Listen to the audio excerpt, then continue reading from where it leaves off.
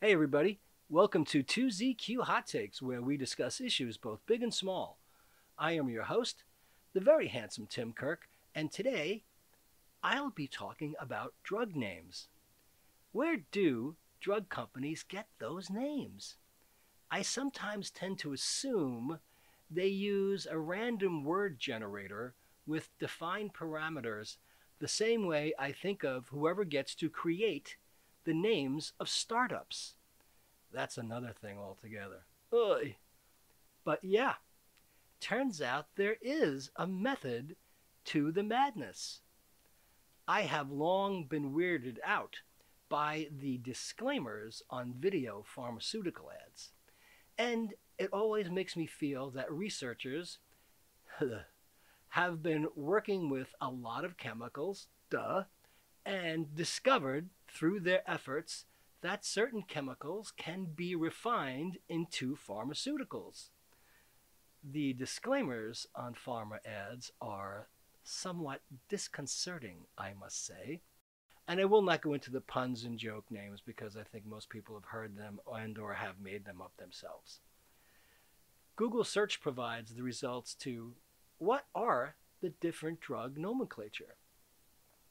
This is the system that puts drugs into classification, and the three name classifications of drugs are the chemical, molecular, scientific name, the generic or non-proprietary name, and the brand or trade or proprietary name. From CNN, Creation Engineering by Susan Scuti, published November 25th, 2016.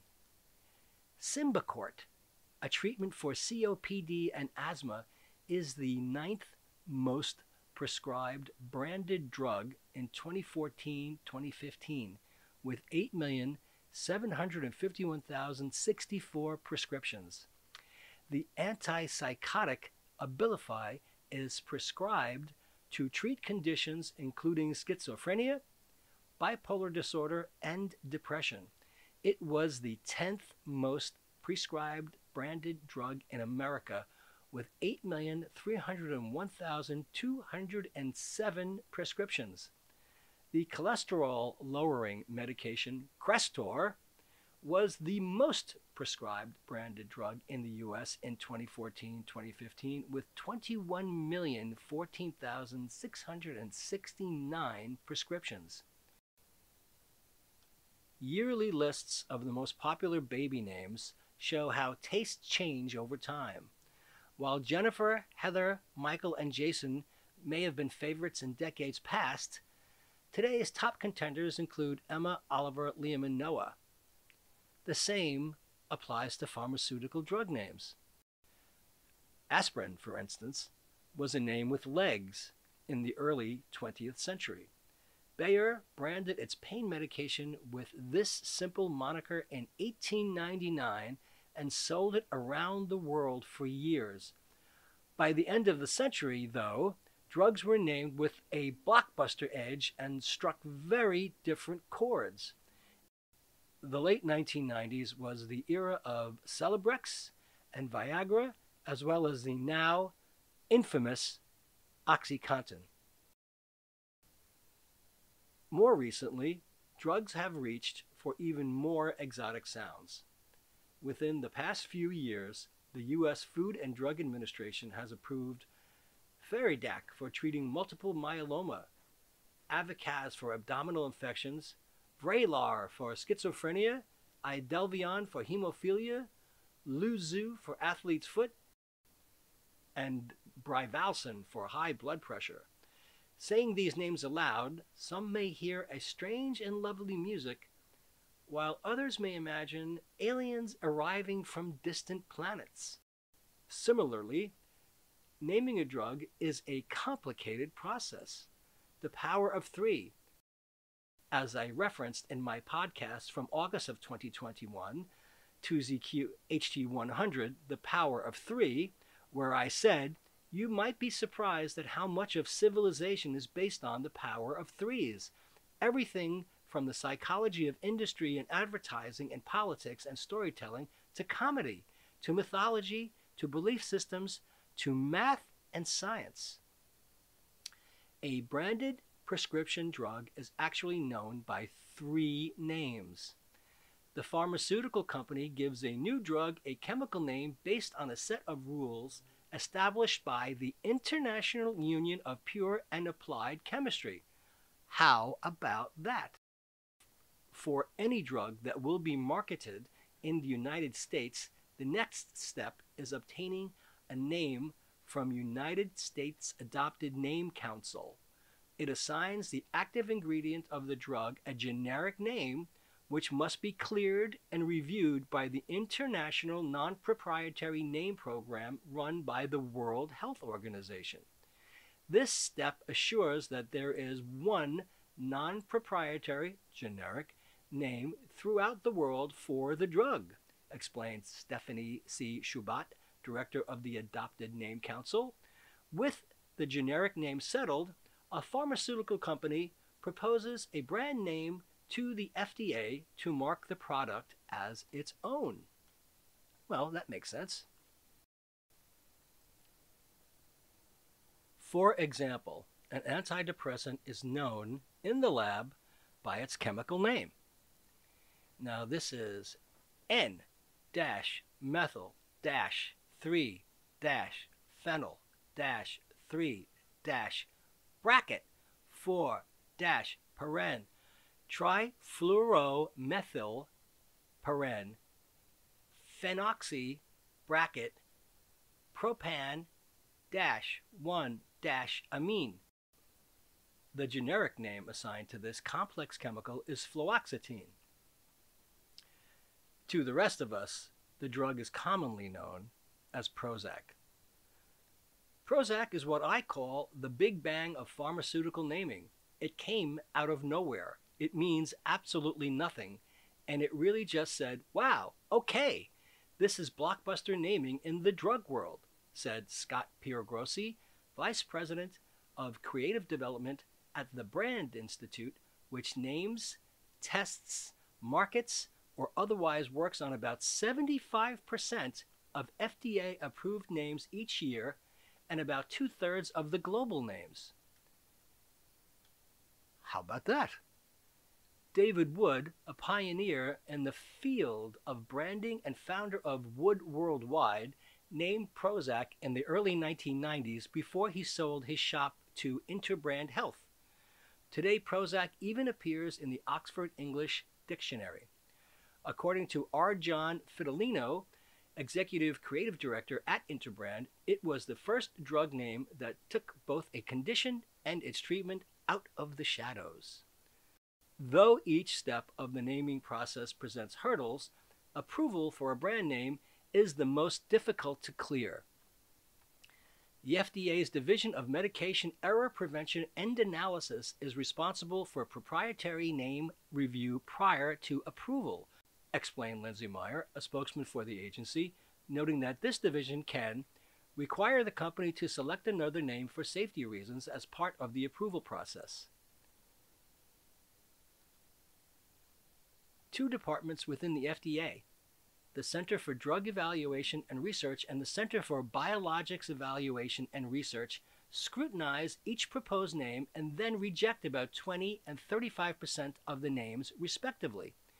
If reviewing names seems an unnecessary form of regulation, consider that the Institute of Medicine estimates that more than 1.5 million Americans are sickened, injured, or killed each year by errors in prescribing, dispensing, and taking medications. Meanwhile, a study published this year in the British Medical Journal found that 251,000 people die each year in the United States from medical error or medical care gone wrong, including drug names and dosage mix-ups. Medical error is the 3rd leading cause of death in the U.S. Wow! After heart disease and cancer, says the study authors, making the goal of everyone in this industry to avoid what they call LASAs, lookalikes, soundalikes. Name safety is now the #1 priority, and predicting name approvability is now the name of the game, said Arlene Tech, creative director of Ixio Healthcare, a name engineering agency. The FDA wants to protect any American traveling anywhere from any kind of harm that could come from confusing one drug with any other drug or even a local food supplement. The possibility of drug name confusion keeps regulators up at night. Because they can nix any proposed name, the FDA, the European Medicines Agency, and Health Canada exert the strongest influence on drug names, according to Tech. In fact, she says we are living in the regulated age of drug naming. And for those who believe that computerized prescriptions will reduce mistakes caused by illegible handwriting, a white paper commissioned by the FDA found that lookalikes still cause mistakes when prescribers accidentally choose a similar drug name from a drop-down menu. Well, the FDA has a whole host of reasons why it might require a different name than the one selected by a company. For instance, the use of certain word stems are officially protected by the International Non-Proprietary Names Program. Word stems are groups of letters, usually just two, OS for instance, or AJ, that cannot appear within brand names, explains Tech, as it might cause confusion with a generic name. Wow.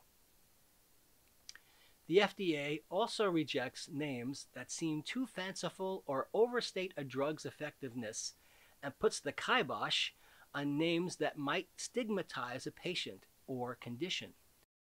If you are wanting to do metaphors that are life-affirming and you want to think of things like trees or flowers or something strong like metal, you cannot do that because it might suggest an ingredient, Tech noted. The global nature of the pharmaceutical industry presents additional challenges.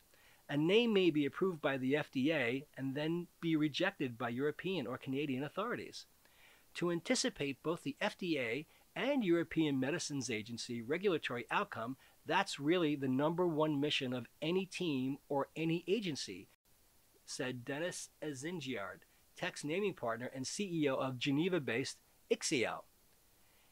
If you fail, says Azingiard, you're down to square one. Even once a product is commercially launched, the FDA retains the authority to request a name change. In fact, the agency may request a name change if doctors report confusion and medical errors even after a drug can be found on the shelf at your local pharmacy. Wow, I didn't know that. Naming drugs, says Azingiard, is all about avoiding regulatory pitfalls and has become less and less about creation. After all, recovery from rejection, which could take a long time when coordinating the process across different countries, is costly and difficult. Because of the many rules and regulations, pharmaceutical naming has become highly specialized work that is mostly farmed out to highly specialized creative agencies. I kind of thought something like this in the back of my mind, but I never actually knew that this was specifically a profession.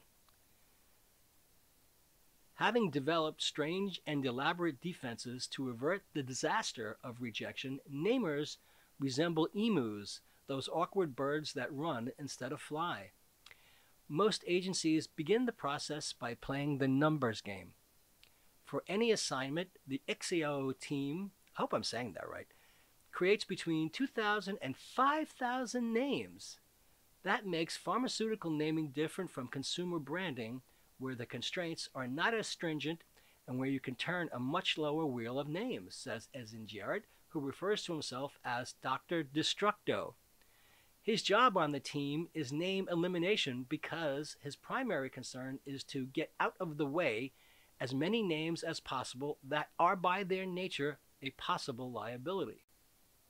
In the end, 10 are selected as promising from the original 2 or 3,000, and from there the final selection of one name begins. The Brand Institute then typically submits 2 names at once to regulatory agencies according to Pierre Grossi. But there are layers of contingency names in place, especially with Big Pharma planning years in advance, he said, adding, "We are well versed in what's required by the regulators." Another way the Brand Institute's subsidiary, the Drug Safety Institute, avoids rejection is by assessing name candidates using a methodology similar to those used by regulatory authorities.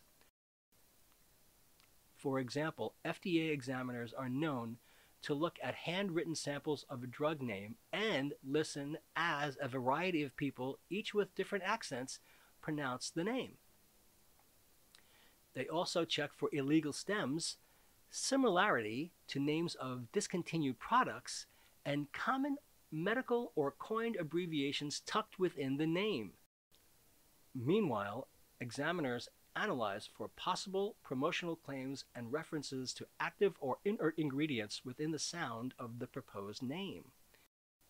ICSIO has developed its own regulatory engineering model that mirrors the complex and evolving set of parameters used by regulatory authorities. It's the very model the FDA could have built, but they didn't do it, Ezingyard said. Well, like poets who write Elizabethan sonnets rather than free verse, pharmaceutical namers must make difficult decisions based on arcane rules, but their work is still a form of artistry. Tech says Ezingyard, an engineer and polymath, developed ICSIO's elaborate naming process when he was studying Darwinian evolution. Creation engineering, as Tech refers to the drug naming process, is based on evolutionary science as well as art history and merges creation with the screening process. What do you know about that? In practice, this means swapping names back and forth between Tech, Ezingyard, and Ignasi Fontvilla, a colleague in Barcelona. Together, they craft names blended from English, French, German, Spanish, and Catalan linguistics and based on 4 distinct dimensions: visual distinctiveness, melodic contrast, verbal velocity, how it sounds when spoken within a sentence, and language neutrality, which is the ability to work across many different languages. Wow. Tech and Fontvilla then develop a final list of name candidates and tweak each other's to ensure a higher chance of approval. Tech is legendary in the industry for naming Viagra while at Wood Worldwide in 1992. To name Pfizer's blockbuster, she ran a focus group with urologists who treated erectile dysfunction. At the conclusion of the session, Tech asked one of the doctors what it felt like for men when the condition went away. The doctor said, "Visualize a strong stream." Melding the words vigorous and Niagara, Tech came up with Viagra. That actually came to mind when I first heard it. No kidding. It's part of something we now know of as neolinguistics. Now an entry in the Oxford English Dictionary, Viagra is an example of how a name can fundamentally create, not just change, conversation, Interbrand's Fedolino said. Prior to Viagra, impotence was a psychological disorder that went to the core of how men define themselves, he said. By creating a brand that is named in a way that allows people to discuss it, and creating language or using language to describe the condition in a way that makes it easier for people to engage in conversation, you had more people seeking treatment and also improving sexual health and relationships around the world. Later, Interbrand was tasked with creating a moniker for what is now known as Cialis, a second-to-market impotence drug. But naming a drug that is not first to market is difficult because the name of the game is being unprecedented, being the breakthrough, Fedolino said. He explained that the goal was to find a sound that fit with Cialis' improvements over its predecessor, the macho-sounding Viagra. Cialis' treatment window is longer than that of Viagra. It works throughout the day, so if an opportunity arises, a man can spontaneously respond. This unique attribute and improvement over Viagra required new messages and a new framing, said Fidelino, who said naming drugs is about naming the invisible, the intangible. The resulting approach for Cialis was much more about relationships and less about sex. A different type of emotion is conveyed by Cialis, rhapsodized Fidelino, noting that it's a tonally softer name and more elegant. One of the many names created by the Brand Institute, Pierre Grossi says he is proudest of Latisse, the eyelash growth drug from Allergan. The name was crafted by merging two words, lash and Matisse, the French painter and sculptor. Latisse is marketed directly to consumers, so the name must appeal to those who will use the product. Names intended for doctors are often a play on words or technologies familiar to them or suggestive of a drug's mechanism of action. For instance, the hepatitis B and C drug, Pegasus, explains Fidelino, is based on pharmaceutical technology known as pegylation, not mythological flying horses. There's no doubt that there's virtue in the unusual, said Fidelino, but still, it's helpful when there's a real tie back either to the attributes of the product, the technology of the product, the benefit of the product, or the intended outcomes. All the namers acknowledge that this is far easier said than done. In the current consumer climate, keep in mind this is 5 years ago, often hostile towards pharma, according to Fidelino, it's incumbent upon those companies to help people appreciate what they do.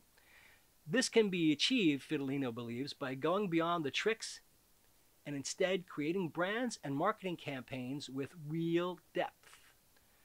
I am also a healthcare consumer, he said. I don't want to see the public being duped by fancy, superficial promotions. Well, what do you know about that? Now, drug nomenclature from Wikipedia. Drug nomenclature is the systematic naming of drugs, especially pharmaceutical drugs. In the majority of circumstances, drugs have three types of names. As mentioned before, chemical names, the most important of which is the IUPAC name, generic or non-proprietary names, the most important of which are the international non-proprietary names, INNs, and trade names, which are brand names. Under the INN system, generic names for drugs are constructed out of affixes and stems that classify the drugs into useful categories while keeping related names distinguishable. A marketed drug might also have a company code or compound code. Drug names are often subject to legal regulation, including approval for new drugs to avoid confusion with existing drugs, and on packaging to establish clear rules about adulterants and fraudulent or misleading labeling. A national formulary is often designated to define drug names and purity standards for regulatory purposes. The legally approved names in various countries include Australian, British, French, Italian, Japanese, United States, and WHO list. A company or person developing a drug can apply for a generic non-proprietary name through their national formulary or directly to the WHO INN program. In order to minimize confusion, many of the national naming bodies have policies of maintaining harmony between national and non-proprietary names and INNs. In the United States, the developer applies to United States Adopted Name, USAN Council, and a USAN negotiator applies to the INN on the developer's behalf. The chemical names are the scientific names based on the molecular structure of the drug. Well, there you go. There are various systems of chemical nomenclature and thus various chemical names for any one substance. The most important is the IUPAC name. Chemical names are typically very long and too complex to be commonly used in referring to a drug in speech or in prose documents. For example, this is a tough one. 1 open parent isopropalamino close paren -3 -1 open paren 1 naphthyloxy closed paren propan -2 all is a chemical name for propanolol. Sometimes a company that is developing a drug might give the drug company code, which is often used to identify the drug while it's in its development. Many of these codes, although not all, have prefixes that correspond to the company name. Well, that makes sense, and I never knew that. Generic names are used for a variety of reasons. They provide a clear and unique identifier for active chemical substances appearing on all drug labels, advertising, and other information about the substance. Relatedly, they help maintain clear differentiation between proprietary and non-proprietary aspects of reality, which people trying to sell proprietary things have an incentive to obfuscate. They help people compare apples to apples. They are used in scientific descriptions of the chemicals, in discussions of the chemical in the scientific literature, and descriptions of clinical trials. Generic names usually indicate via their stems what drug class the drug belongs to. For example, one can tell that acyclovir is an antiviral drug because its name ends in the vir suffix. The earliest roots of standardization of generic names for drugs began with city pharmacopoeias such as London, Edinburgh, Dublin, Hamburg, and Berlin pharmacopoeias. The fundamental advances in chemistry during the 19th century made that era the first time in which what we now call chemical nomenclature, a huge profusion of names based on atoms, functional groups, and molecules, was necessary or conceivable. In the second half of the 19th century and the early 20th, city pharmacopoeias were unified into national pharmacopoeias, such as British Pharmacopoeia, United States Pharmacopoeia, and German, Italian, Japanese, and national formularies, such as the British National Formulary, Australian, and the National Formulary of India. International pharmacopoeias, such as the European Pharmacopoeia and the International Pharmacopoeia of the World Health Organization, have been the next level. In 1953, the WHO created the International Non-Proprietary Name System, which issues INNs in various languages, including Latin, English, French, Spanish, Russian, Chinese, and Arabic. Several countries also have national-level systems for creating drug names, including the British Approved Name System, Australian, US, and many other countries, including Japan. During the first half of the 20th century, generic names for drugs were often coined by contracting the chemical names into fewer syllables. Such contractions were partially informally, locally standardized, but it was not universally consistent. In the second half of the 20th century, the nomenclature systems moved away from such contraction toward the present system of stems and affixes that show chemical relationships. Well, that seems to make a lot of sense. Biopharmaceuticals have posed a challenge in non-proprietary naming because, unlike smaller molecules made with total synthesis or semi-synthesis, there is less assurance of complete fungibility between products from different manufacturers. Somewhat like how wine may vary by strain of yeast and year of grape harvest, each one can be subtly different because living organisms are an integral part of production. The WHO MedNet community continually works to augment its system for biopharmaceuticals to ensure continued fulfillment of the goals served by having non-proprietary names. In recent years, the development of the biological qualifier system has been an example. The prefixes and infixes have no pharmacological significance and are used to separate the drugs from others in the same class. Suffixes or stems may be found in the middle or more often at the end of the drug name and normally suggest the action of the drug. Generic names often have suffixes that define what class the drug is. A few of the stems and drug classes are vir, meaning it's an antiviral drug, cillin, meaning it's penicillin derived, ceph, meaning it's a cephem type antibiotic, mab, it's a monoclonal antibody, zimab, a chimeric antibody,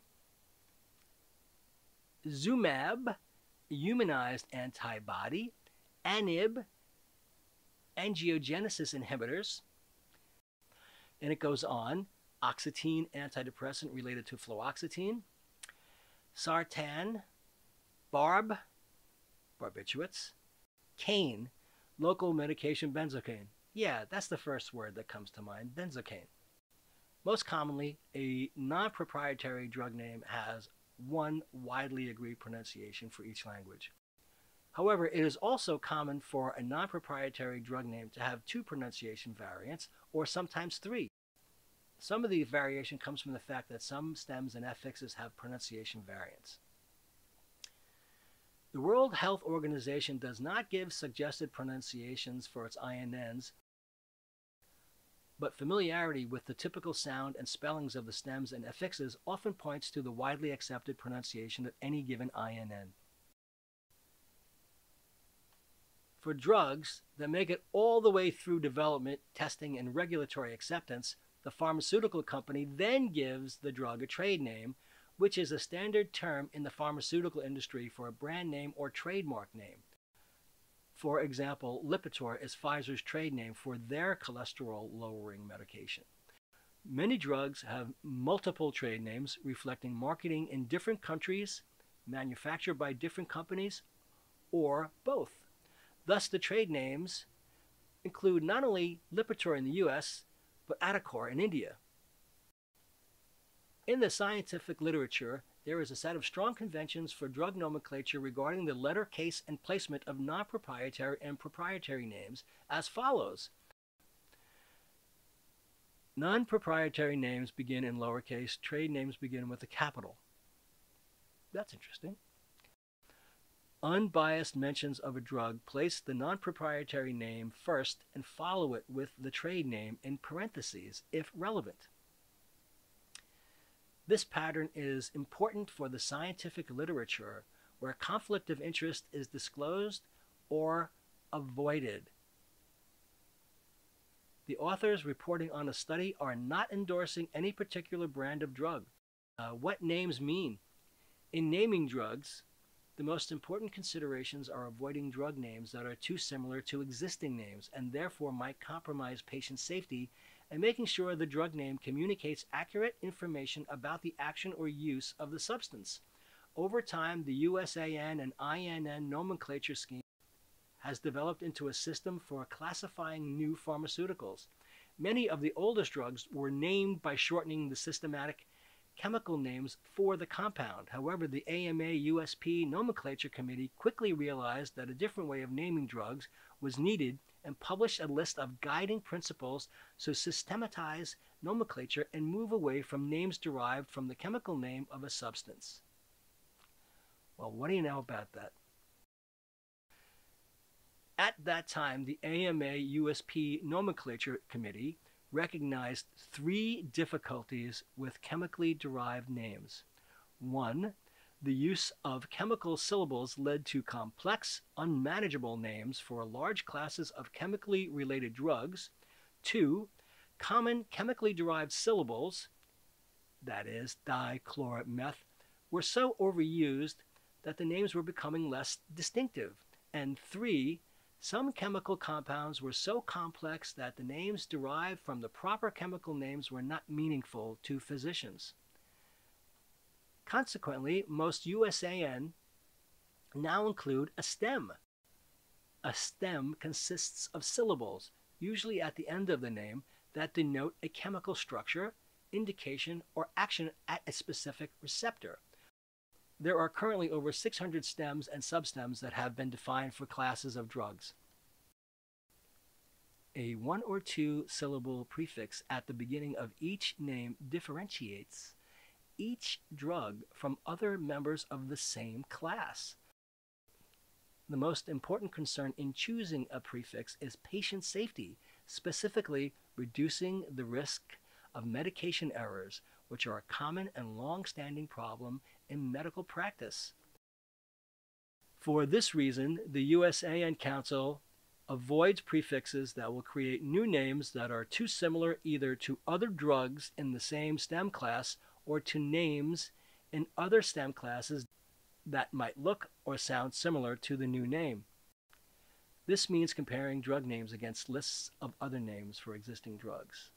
The USAN program carefully screens prefixes using searches of databases using existing drug names and phonetic and orthographic computer analysis software.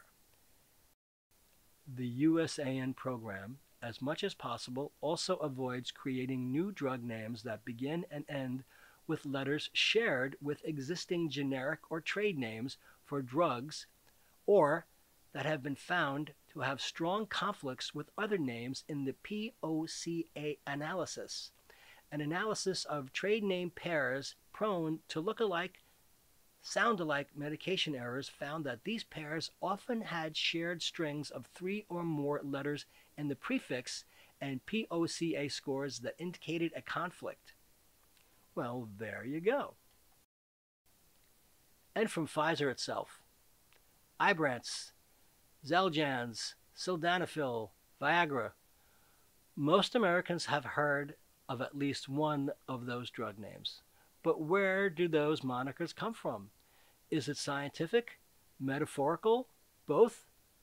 The drug naming process is one that's long and involved, whether a company is devising a generic name or a brand name. There are different processes for each.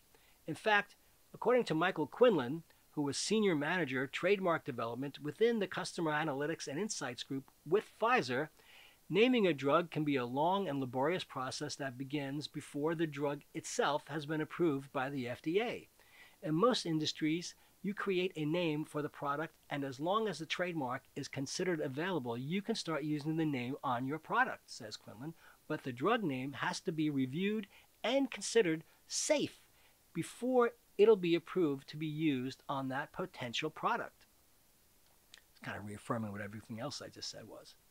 In some cases, Quinlan says it can take 4 years to go through the name selection and approval process. Still, he says the exercise can be fun. It can. You're getting to name the baby, he says, and that name could be around for generations. Well, the early days. It starts with a compound. Like anyone or anything, drugs need labels in order to distinguish them from one another. Marie-Claire Peakman, Ph.D., Executive Director of the Primary Pharmacology Group in Worldwide Research and Development within Pfizer, explains that in the early days, chemists register a newly synthesized compound in a database, labeling it with a PF, which stands for Pfizer, followed by 10 numbers. When the chemists first make up compounds, they have to register them in the database as soon as they're identified so that we can identify them and keep track of their performance in our studies, says Peakman. If a compound shows enough promise to make it through early experiments and head towards clinical trials, 2 naming processes begin to devise a generic name and a brand name for the future drug.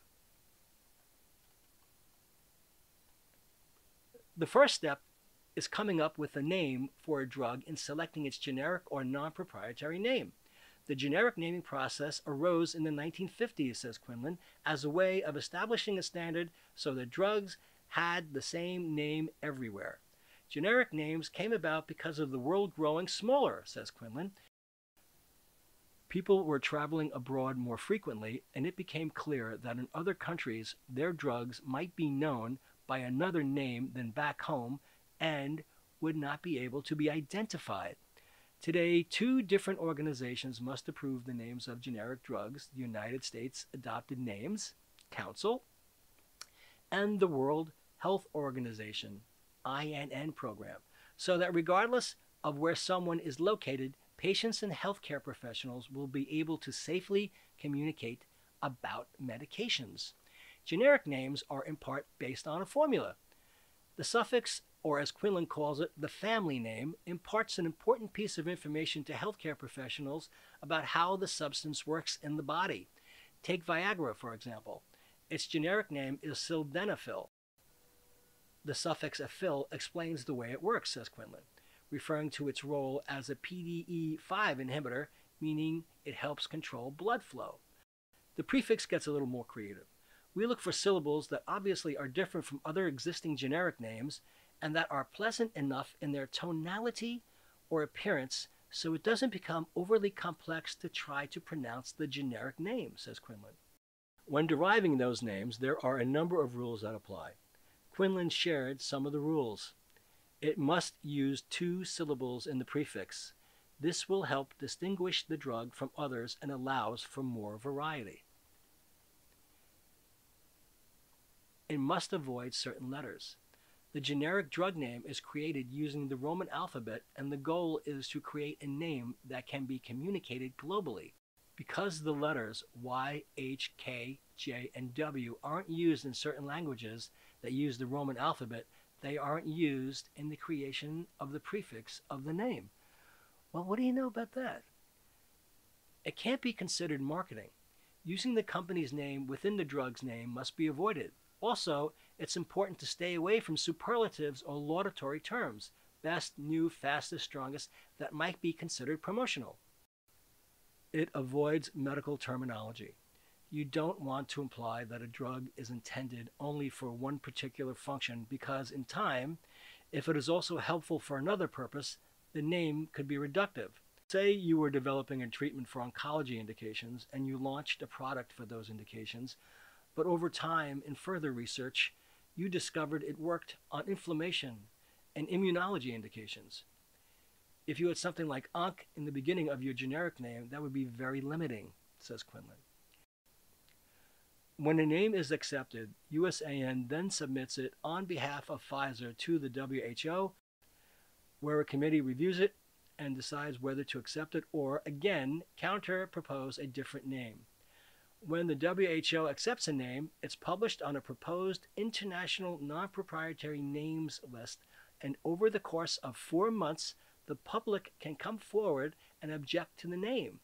If no one objects, it publishes to a recommended INN list, and Pfizer can start referring to the drug by the non-proprietary name rather than by code. Well, that was exhausting. This all came about because of constant exposure to HIV ads on television and wondering where they possibly got those names. And this sort of tells me how. Thanks for listening. See you next time. And as the kiddies say, peace out.